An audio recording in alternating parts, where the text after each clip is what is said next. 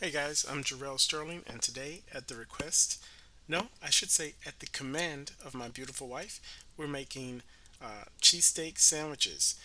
She doesn't eat a whole lot of beef, but she asks for this several times a month, so I must be doing something right. Let's take a look at how I make them, and I hope you guys will agree. Step one for a cheesesteak sandwich, we're going to take a ribeye and put it in the freezer for 20 or 30 minutes. Not long enough to be hard frozen, but enough to kind of firm it up, which will make it a lot easier for slicing thinly by hand. While the ribeye is in the freezer cooling and firming up so I can slice it, I'm going to go ahead and take advantage of this time I have to slice up some veggies.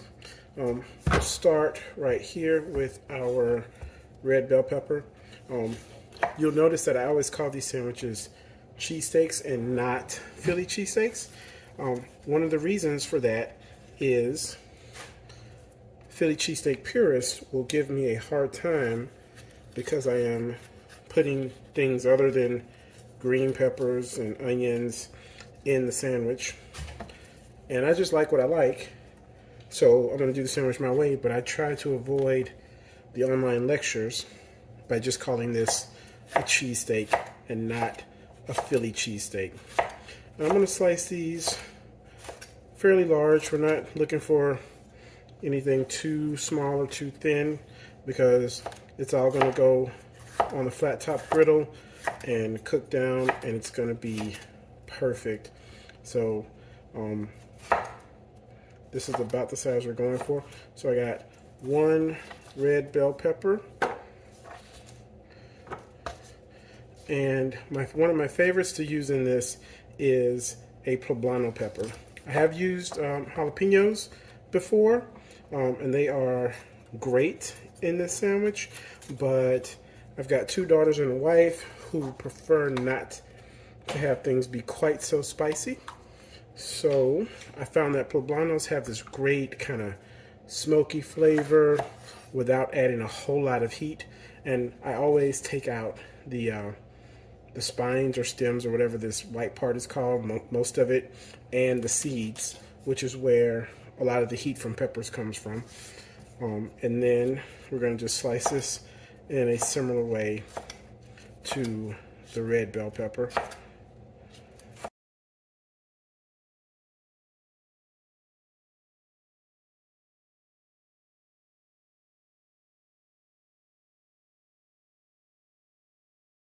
That's pretty much it for step two, guys. We got our veggies ready to go on the griddle. They're going to go on just like that, mixed in, maybe a little butter or some oil on the griddle so they don't stick. And we're going to move on to the next step. Stand by. Okay, so it looks like I still got a little time left before my steak is ready for slicing. So I'm going to take advantage of that time by prepping up some potatoes for homemade French fries. I love to double fry them, and so for that method, we typically are going to want a potato. I'm sorry, a French fry that's a quarter of an inch or so, maybe as much as half an inch. And these are super easy. I don't bother peeling them. I have washed the potatoes, but again, I don't bother peeling them. I just leave the skins on, which makes my job a lot easier when it comes time to slice them. And uh-oh, there we go. One potato down. I do try to notice if there's anything weird like that. I get that out of there. And what we want to do is let these rest in some cold or icy water. You guys might be able to see that here. What that does for the fries is it gets a little of the starch out of them. It also keeps them from browning. So if you just let them sit in the air, they'll turn brown. All right.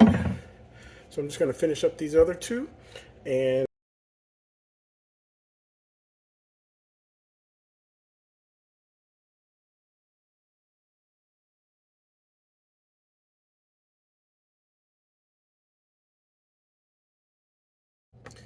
I just checked on the steak. It's been about 20 minutes. It's not quite firm enough for my liking to get it sliced well. So I'm going to take the few extra minutes I have and go ahead and get this garlic ready. I think I talked about how I'm going to want to add garlic to my seasoning, but I'm not going to cook it at the same time. I'm not going to start it cooking at the same time as the other seasonings because it will burn.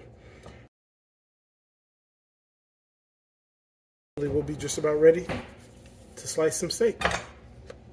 All right, we are back. It's time to slice up the star of the show. This is about the firmness I like the ribeye to be. So it's spent half an hour, maybe a little bit longer, maybe a little bit shorter in the freezer. I usually turn on the timer and then check to see if it's gotten to where I want it to be. And basically, we are ready to slice. It'd be great if I didn't drop stuff all over my kitchen. So the goal here is we're just going to slice as thin as we can.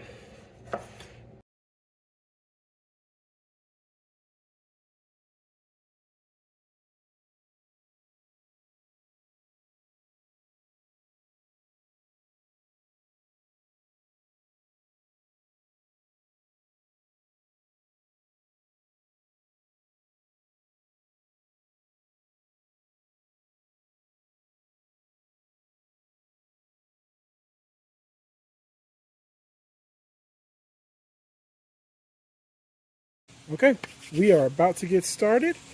Let's get some butter on this. Uh-oh, did I not bring utensils? We are not getting started because I didn't bring utensils.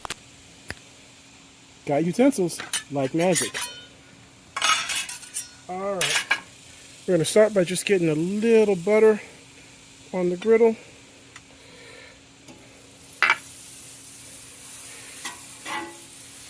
And all the veggies are going in.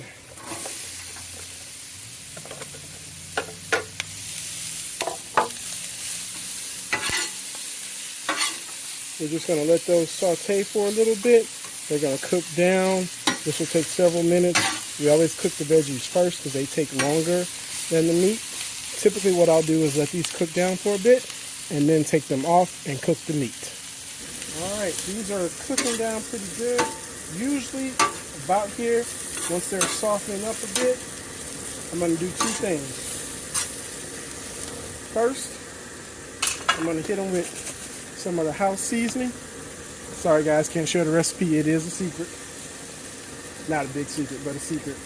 My daughter who's filming does not want me to share it with the whole world. No, I do not. That is accurate. We'll hit it with a little of that. Oh yeah, that smells amazing already. And then, because this is just about done, we'll make a little space and get our garlic. Uh-oh. My hands are clean, guys, I promise. Get our minced garlic in there. A little bit of that butter with it. And can you smell that garlic cooking, Rita? Garlic. Food. Alright, we're going to give this another few minutes. And these will be ready to come off. We're just going to put them to the side for a few minutes while we get the meat ready. These are looking amazing. Alright. Okay, these are coming out. Uh-oh, don't want to lose any.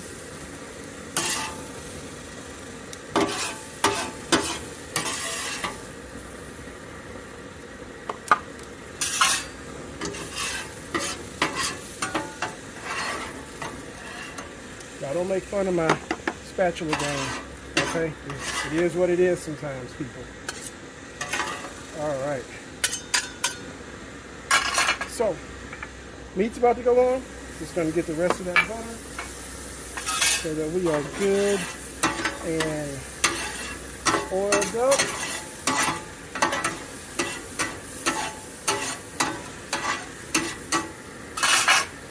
And we are cooking.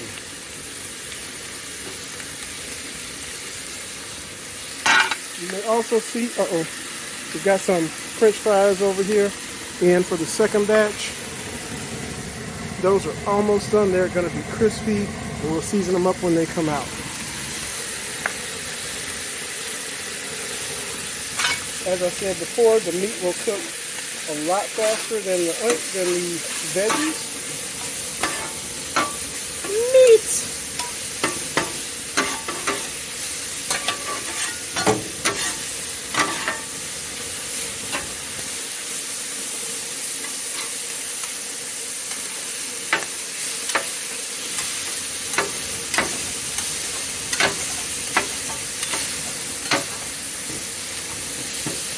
This one steak, usually with the veggies, is enough to make 3 or 4 good-sized sandwiches, which is coincidentally just the right amount to feed my family.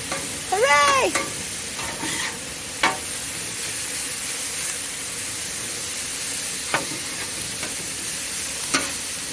When the meat gets about here, starting to mostly be brown, but with a little bit of red still left, time for seasoning. Once again, with the house rub, that's pretty much the base for everything around here. And it is really delicious, if I don't mind saying so myself. Which you don't. Thought you were just holding the camera. You thought wrong. And I am a big fan of the Atlanta Grill Company Volcano Dust. This stuff is amazing on beef. So I'm gonna just top that off. Gives this particular sandwich a really great kick. Close up and mix.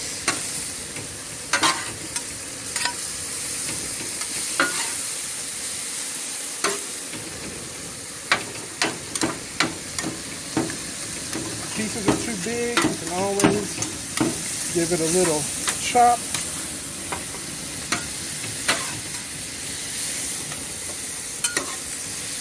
But that is pretty much it, ladies and gents. Now, this is just about done. I usually will add the onions and bell peppers and garlic back on top of this, let it all cook down together. But before we do that, I like to make sure we season the meat well enough. And the only way to do that is a taste test. Yeah! Oh, did you think you were going to be taste testing? Yes, I'm going to be taste testing. I'm here, aren't I? I guess I got to let the child taste test. Yeah. All right, here's the taste test. Ah. Ooh. Oh, it tastes really good. All right, I'm really deal. happy I get to eat it. Gosh. So the kid says that the seasoning is done well. Yes, it is. And I very much enjoyed it. So we are going back in with everything. We're going to turn our fire down to its lowest. Mix this all in.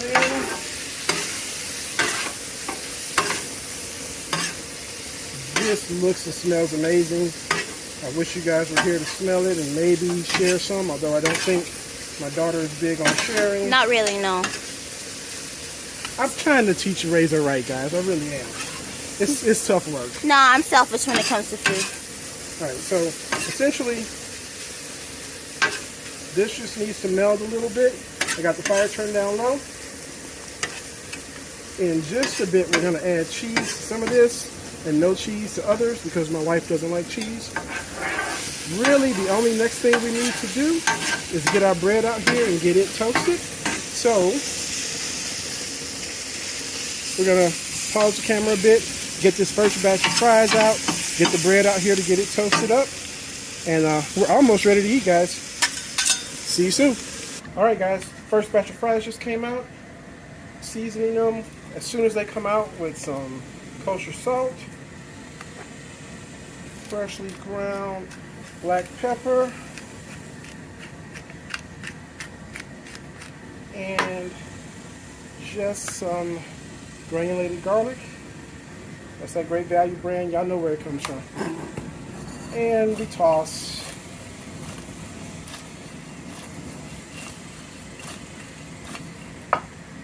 Can I eat one? Another taste test coming up. Yay.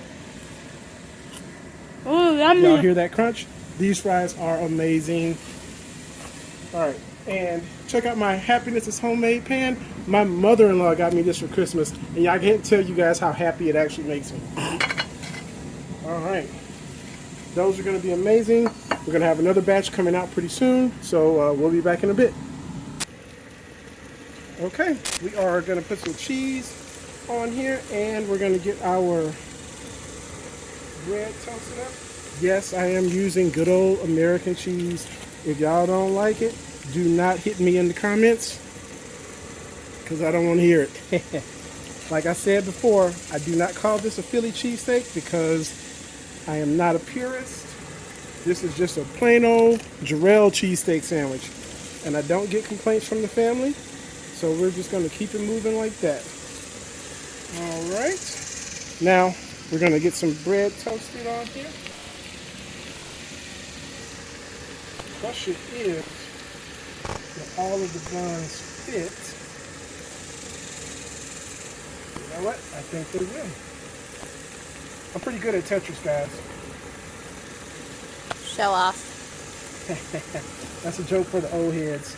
You youngsters might not know what that is. I know what Tetris is. All right, gang, let's see what we got. Oh, that looks amazing. The only thing we're hoping for is a little toast on the bread. Yep. Those are looking good. Look at that. A little bit more. We're going to leave those on a little bit longer. I'm going to go ahead and turn the fire off. Let that toast up.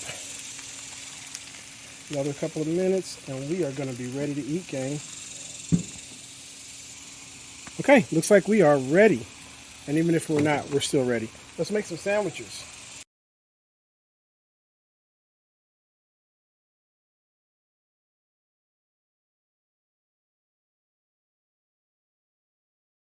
And lastly,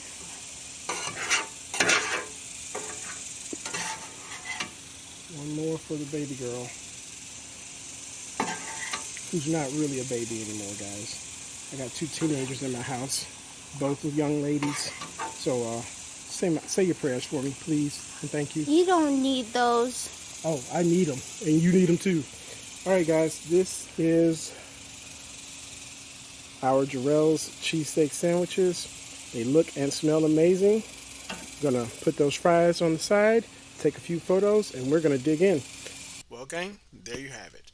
One of my family's favorite meals: bread, meat, cheese, garlic, onions, bell peppers, poblano peppers, all turned into this amazing cheesesteak sandwich with some homemade fries on the side. Thanks, guys, for hanging out with me. I hope you enjoyed it.